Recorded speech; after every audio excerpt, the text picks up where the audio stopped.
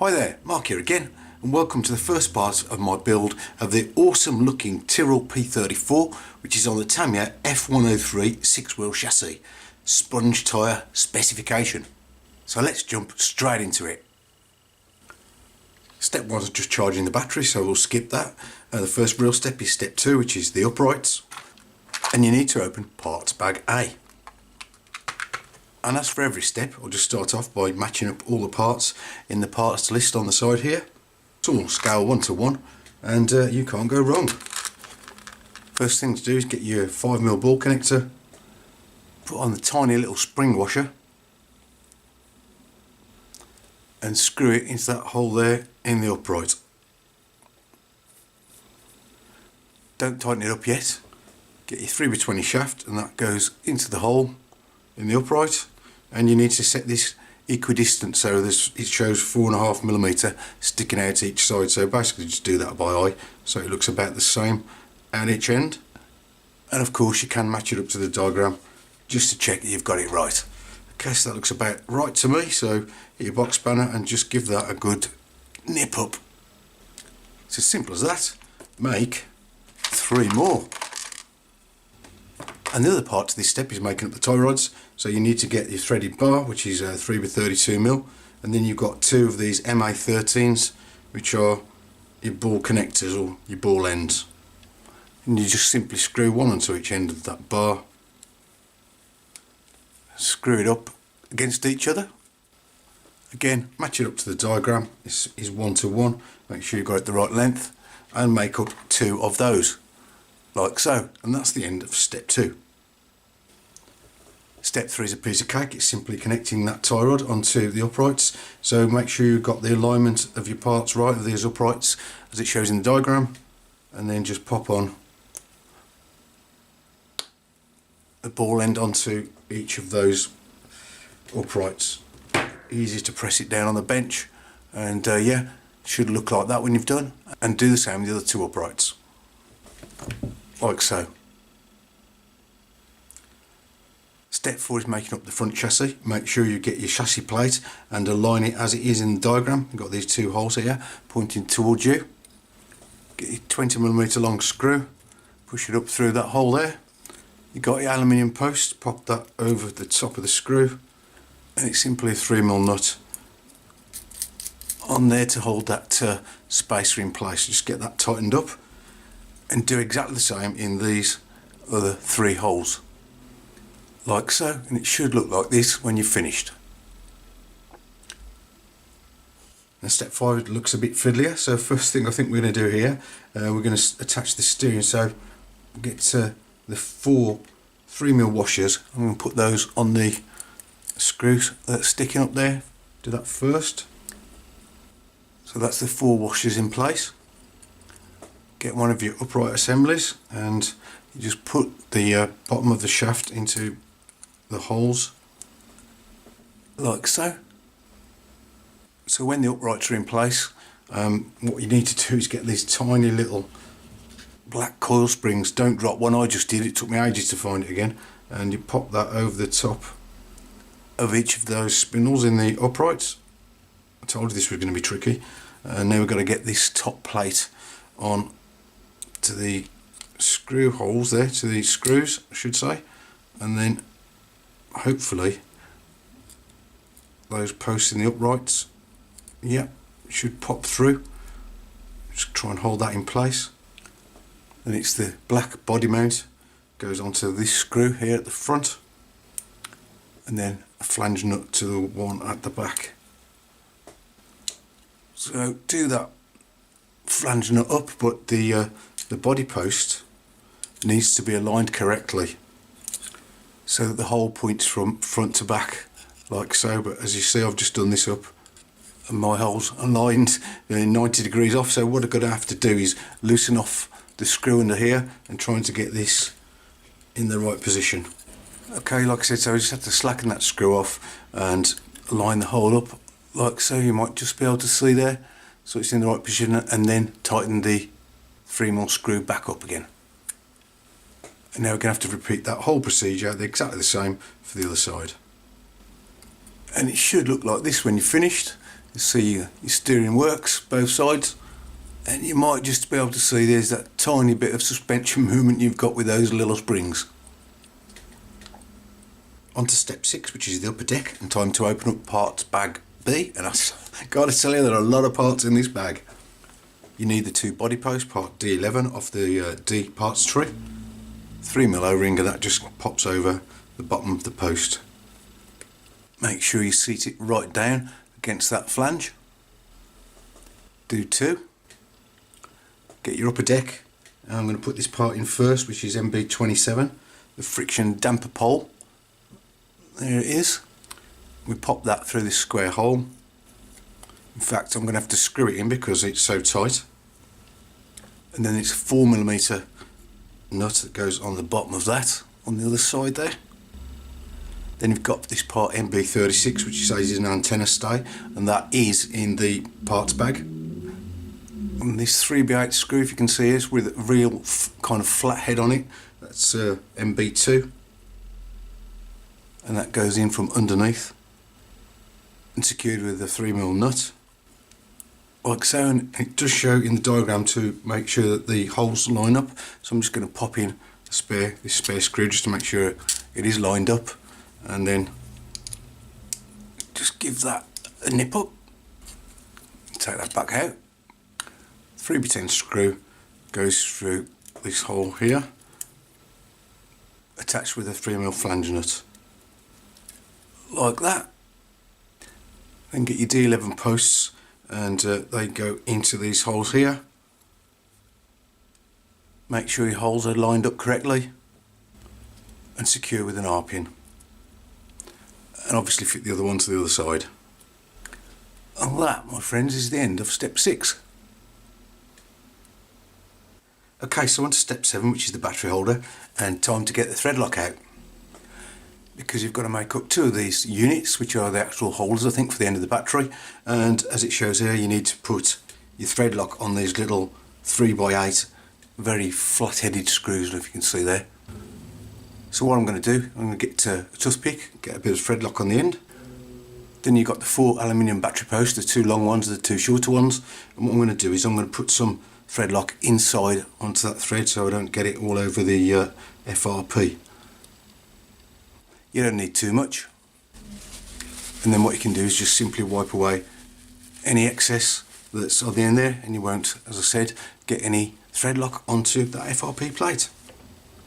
So get your MB33, and the longer post goes in the end here, like so. You've got to make sure that the orientation of the holes is like so.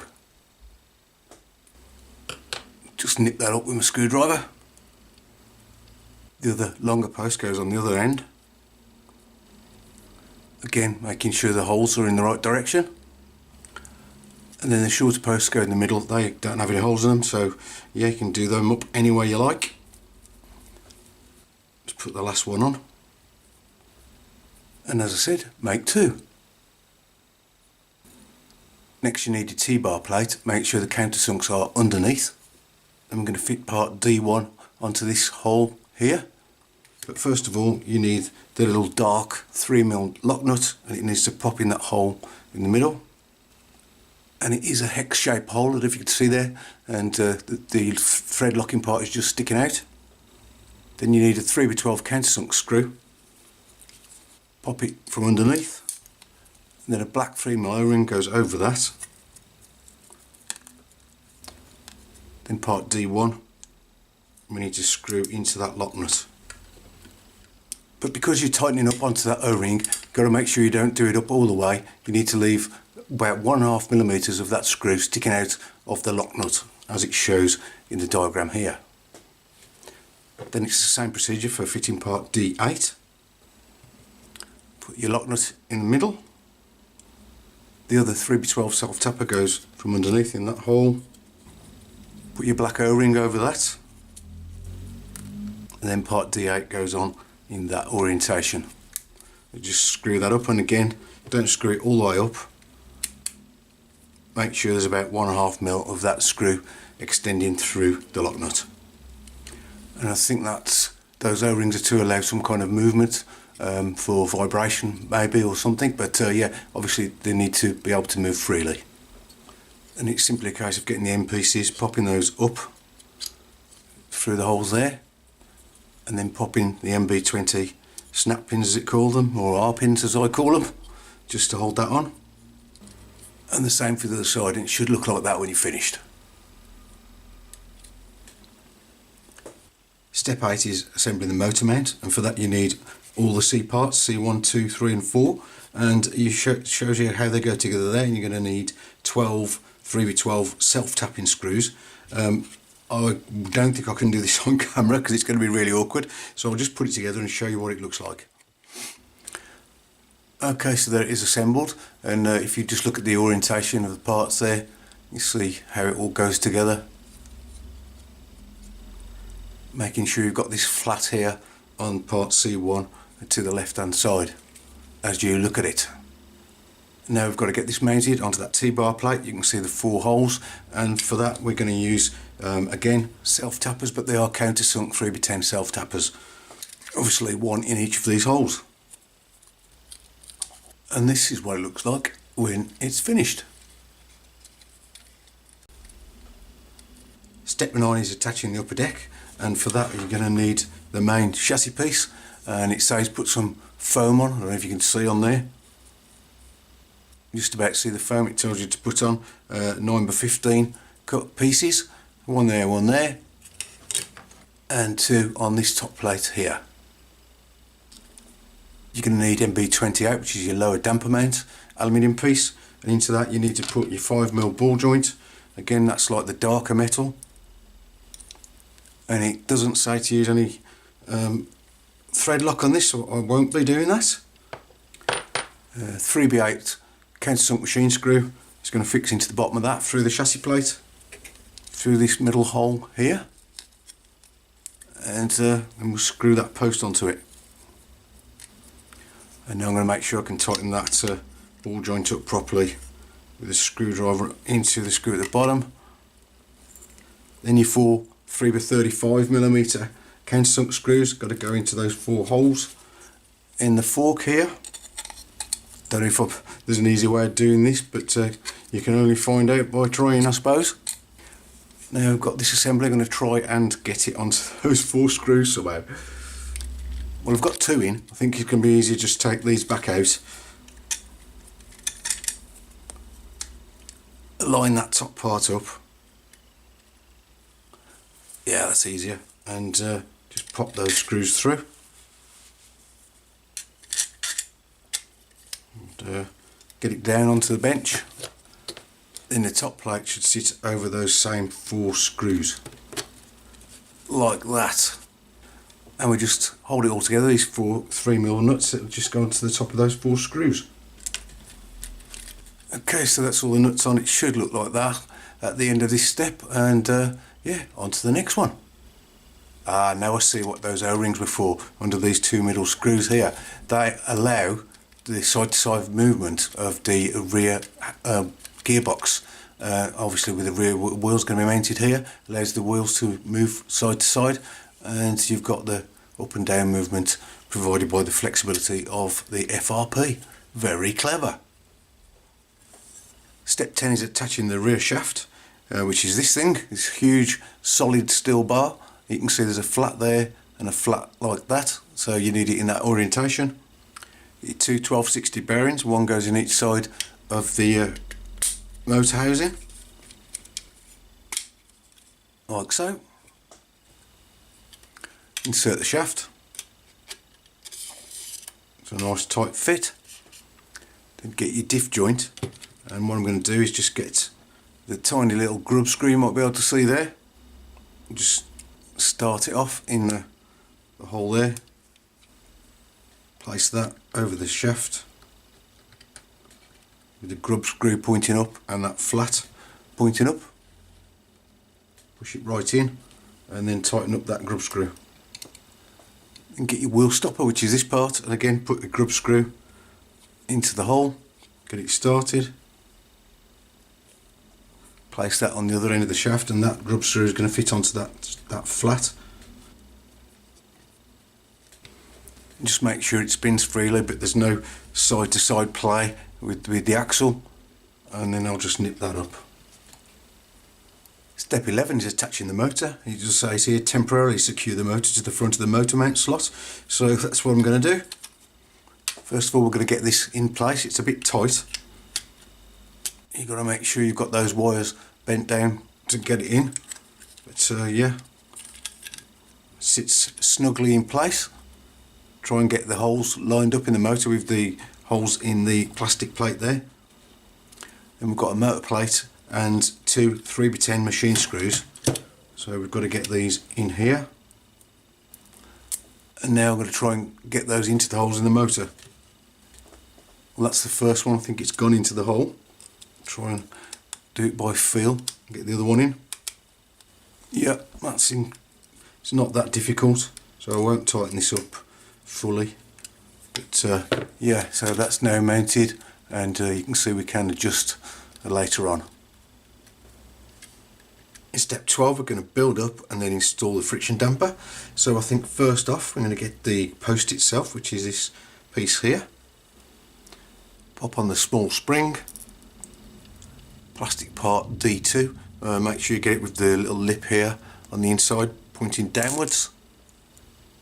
Then we got the fibre reinforced plastic friction plate itself.